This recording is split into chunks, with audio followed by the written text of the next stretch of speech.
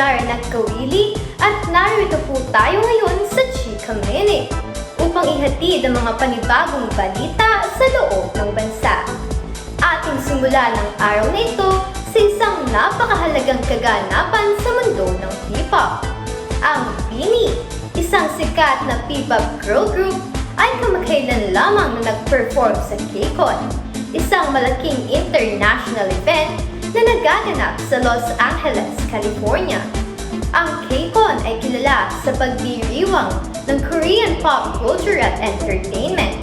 At ngayong taon ay pinalawak pa nila ang kanilang saklaw upang ipakita ang iba pang Asian talents, kabilang na ang mga Pinoy artists. Ang BINI ay isa sa mga nagpakita ng kanilang husay sa entablado.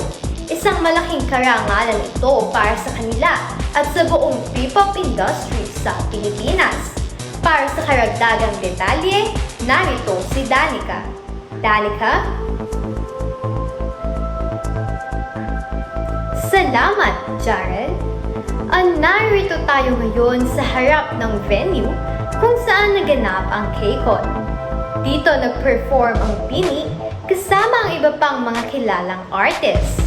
Isa itong malaking hakbang para sa grupo at sa P-pop industry sa Pilipinas.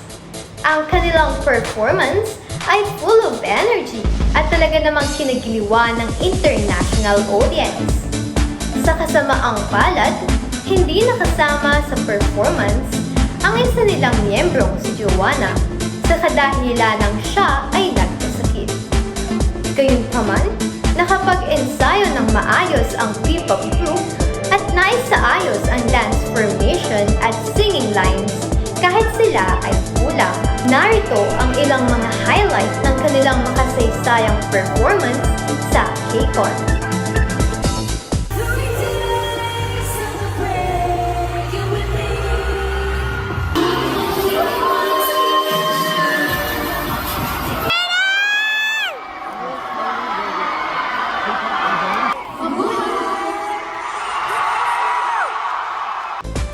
Kasabay nito ay ang pagpapahinga ni Joanna kung saan siya ay nag-live sa BINI.Global at nag-iwan ng mensahe pagkatapos itong tanungin ng isang netizen ayon sa kanyang mga saloobin sa hindi pagkakaroon ng pagkakataong makasali sa KCON.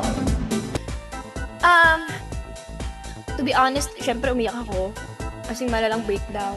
Nangihinayang lang ako sa chance, diba, sa opportunity na yun. Pero syempre, nandun naman yung girls.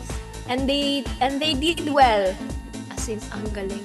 Live vocals, dance, diba, ang galing-galing nila. Sobrang galing nila, guys.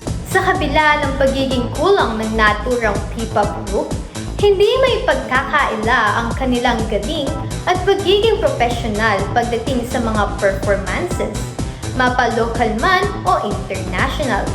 Hiling ng mga fans ay ang tuluyang paggaling ni BINI Joanna upang muli nang mabuo ang BINI. Balik sa iyo, Jaren.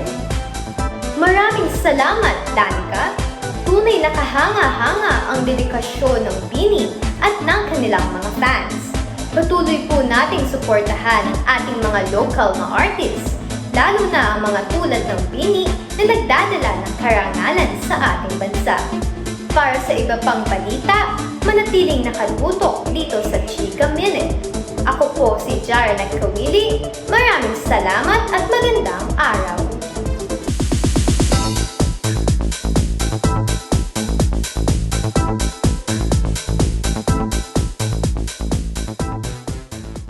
Natatakot ka ba? Nag-aalala na baka mahuli ka? Pwes, huwag mag-alala dahil buhay ay hindi karera.